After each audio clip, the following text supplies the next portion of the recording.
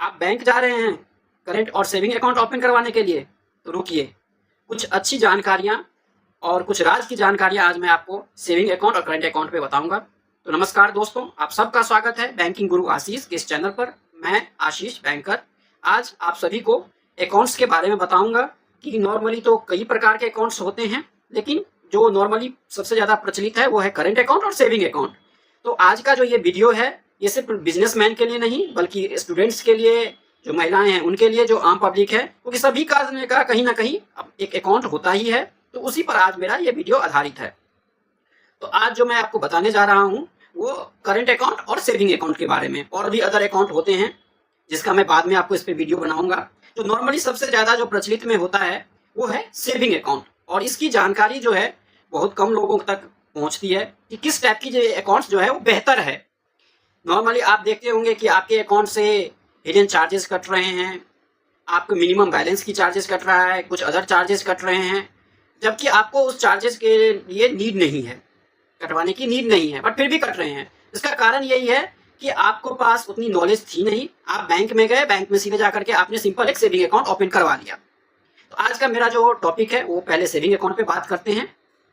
Normally जो saving account है उसमें 4-5 प्रकार के होते हैं। एक तो नॉर्मल सेविंग अकाउंट है जिसमें आपको मिनिमम बैलेंस मेंटेन करना होता है, और उसमें आपको यूपीआई ट्रांजेक्शन्स, जो एटीएम के ट्रांजेक्शन हैं, और भी अदर ट्रांजेक्शन्स आपको लिमिट मिल जाते हैं। जो दूसरी सबसे महत्वपूर्ण है कि आप लोगों को एक बैंक का मिनिमम बैलेंस चार्जेस कटता है। ये सभी स्टूडेंट्स के साथ प्रॉब्लम होती है, सभी कुछ महिलाओं के साथ, क्योंकि उनके बहुत ज़्यादा ट्रांजेक्शन होते नहीं है बट फिर भी उनको पैसे कट रहे हैं। तो जब आपने अकाउंट ओपन करवाया तो आपने नॉर्मल सेविंग अकाउंट ओपन करवा लिया, बट आपको नॉर्मल सेविंग अकाउंट नहीं ओपन करके एक आता है जीरो बैलेंस अकाउंट, जिसको अब नाम कन्वर्ट कर दिया गया है BSBDA, यानी कि basic saving banking deposit account. जिसका मैं परम उदाहरण आपको दूं तो एक जनधन योजना के तहत जो अकाउंट ओपन किया गया था उसमें भी वही चीजें थी कि उसमें आपके अकाउंट में अगर एक भी रुपए नहीं होंगे तो भी आपका मिनिमम बैलेंस अकाउंट बैंक नहीं कट करेगी। हाँ, उसमें कुछ लिमिट होते हैं, यानी कि आपको एटीएम तो मिलते हैं, नेट बैंकिंग मिलते हैं, बट जो ट्रांजेक्शन्स होते हैं उसकी लिमिट होते हैं। तो ये अकाउंट उन विद्यार्थियों के लिए जिनकी की यूजेज कम है, विद्यार्थियों को अक्सर बहुत ज़्यादा ट्रांजेक्शन्स की नीड नहीं होते हैं, जो महिलाएं हैं, जो कि घरेलू महिलाएं हैं, जो कि उनको बहुत ज़्यादा ट्रांजेक्शन की नीड नहीं होती है, तो उन सभी के लिए ये अकाउंट एक बहुत ही उपयुक्त अकाउंट है। इससे आप हिडन चार्जेस से बच सकते हैं। तीसरा जो हमारे हैं एक सीनियर सिटीजन अकाउंट। अगर आप सीनियर सिटीजन हैं तो आप senior citizen saving account open करवाइए। इसमें आपको 0.5, नॉर्मल जो सेविंग अकाउंट है उससे 0.5 ज्यादा मिलेगा इंटरेस्ट रेट। जो चौथा है वो है महिला सेविंग अकाउंट, यानी कि जो महिलाओं के लिए भी जो नॉर्मल सेविंग अकाउंट है उससे कुछ ज्यादा इंटरेस्ट मिलता है। बाकी आपको जो ट्रांजेक्शन है वो सारी चीजें सेम है। तो जब भी आप बैंक जाए तो आप बोलिए कि हमें, आप अगर महिला हैं तो बोलिए कि हमें महिला सेविंग अकाउंट ओपन करवानी है, तो बैंक आपको वो फॉर्म देगा, वो फॉर्म फिल करिए और ओपन करवा लीजिए।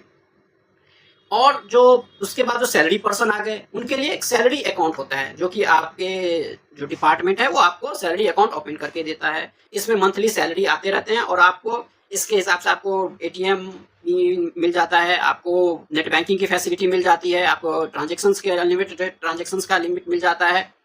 बट इसमें अगर जैसे ही 3-4 महीने तक आपकी सैलरी मान लीजिए बंद हो गया तो ये ऑटोमेटिक नॉर्मल सेविंग अकाउंट में कन्वर्ट हो जाती है। तो ये कुछ ऐसे सेविंग अकाउंट्स हैं। जब भी आप ओपन बैंक जाएं तो इस चीज का ध्यान रखें कि आपकी क्या आवश्यकता है।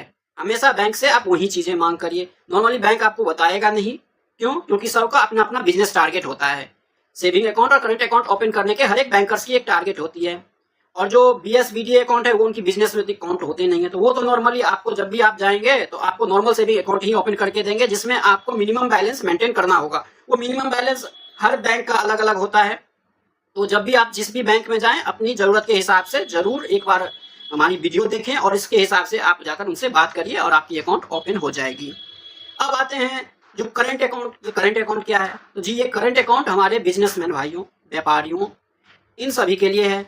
इसमें आपकी कोई लिमिट नहीं होती, यानी कि आप एक दिन में कई ट्रांजेक्शन्स कर सकते हैं, कितने तक की भी ट्रांजेक्शन्स कर सकते हैं। यानी कि ना तो अमाउंट के हिसाब से कोई लिमिट होता है और ना ही नंबर ऑफ टाइम्स के हिसाब से कोई लिमिट होता है। बट इसमें क्या अंतर है? इसमें आपको इंटरेस्ट नहीं मिलता है। जो नॉर्मली सेविंग अकाउंट में आपको हर एक बैंक की अलग अलग इंटरेस्ट रेट होती है, उसके हिसाब से आपको इंटरेस्ट रेट मिलता है। बट जो करंट अकाउंट है इस पर कोई इंटरेस्ट रेट नहीं मिलता है। तो इसमें बेनिफिट क्या है एक्स्ट्रा? तो पहला बेनिफिट जो बता दिया आपको, अनलिमिटेड ट्रांजेक्शन्स आपको मिल जाते हैं। दूसरी, आपको इसमें एक ओवरड्राफ्ट फैसिलिटी मिल जाता है। सम लिमिट तक आपको एक ओवरड्राफ्ट की फैसिलिटी दी जाती है। बाकी आपके लिए चेक बुक, नेट बैंकिंग और जो भी है इंटरेस्ट, वो सारी चीजें भी फैसिलिटी आपको बैंक के द्वारा प्रोवाइड किया जाता है। तो दोस्तों अब हम आते हैं जो आप लोग इंतजार कर रहे हैं कि मैंने स्टार्टिंग में से बताया था कि कुछ छुपी हुई राज जो है वो मैं आपको बताऊंगा। तो ये छिपी हुई राज ये है कि एक स्कीम है जो कि नॉर्मली किसी को नहीं पता है होता है, और बैंक भी आपको सामने से ऐसे नहीं बताता है। वो है ऑटो स्वीप। आप जब भी अपना सेविंग अकाउंट खुलवाएं, अगर आपके सेविंग अकाउंट में एक लिमिट से ज्यादा हमेशा फंड बना रहता है तो एक ऑटो स्वीप आप लगा लीजिए। आप बोलिए बैंक को कि हमें आप ना ऑटो स्वीप अकाउंट जो है वो ओपन करके दे दीजिए। उसमें आपको बैंक एक फॉर्म देगा, उस फॉर्म में आपको एक लिमिट दे देनी होगी। सपोज करिए कि आपकी 1 लाख है, तो अब जब 1 लाख से ऊपर जितने भी पैसे आपके सेविंग अकाउंट में हो जाएंगे वो ऑटो स्वीप होकर के आपको एफडी बन जाएगा, और आपको नॉर्मल जो सेविंग पे इंटरेस्ट रेट मिल रहा है ना, उससे 2 से 3% अधिक मिलेगा। ये आपके लिए बेनिफिशियल हो गया। अब ऐसा नहीं कि एफडी बन गया तो आप उसको लिक्विड नहीं करा सकते हैं। जब भी आपको जरूरत हो जाए वो ऑटो स्वीप वापस से आपका आ जाएगा, आप उसको लिमिट निकाल सकते हैं। फिर जैसे ही उस लिमिट से ज्यादा हो जाएगा ऑटोमेटिकली वो एफडी बन जाएगा। तो ये ऑटो स्वीप आप अपने अकाउंट में जरूर लगवाएं। इससे आपको एक एक्स्ट्रा बेनिफिट मिल जाता है। नॉर्मली ये आपको कोई भी बैंकर या कोई भी बैंक आपको आगे से नहीं बताएगा, इसीलिए ये जानकारी आप लेके जाइए, उनको बताइए कि मेरे अकाउंट में आप ऑटो स्वीप लगा दीजिए। उसके लिए वो फॉर्म देंगे और वो फॉर्म फिल कर लीजिए। इसमें ये होगा कि आपकी पैसा भी सुरक्षित हो गया, आपको ब्याज डबल मिल गया, और पैसा आपका लॉक भी नहीं हुआ। जो नॉर्मली एफडी में 3 साल, 5 साल, 2 साल जितने दिन रखते हैं तो आपको एक जो फंड है लॉक हो जाता है, बट यहाँ पर आपको लॉक नहीं होता है। तो आप सबको अगर ये हमारी जानकारी अच्छी आई, पसंद आई, तो आप सब मेरे चैनल बैंकिंग गुरु आशीष यूट्यूब पे जाएं, सब्सक्राइब करें, कमेंट करें, लाइक करें, शेयर करें। मेरा एक पेज इंस्टाग्राम पे भी है और फेसबुक पे आशीष झा के नाम से भी है, जिस पर आपको ये वीडियो आते रहेंगे। और जो अगला टॉपिक मेरा होगा वो एफडी के ऊपर होगा। और भी अगर आप लोगों को कोई क्वेरी है तो मेरे कमेंट बॉक्स में डालिए, नेक्स्ट टॉपिक मैं उसी पे लेके आऊँगा। तब तक के लिए धन्यवाद।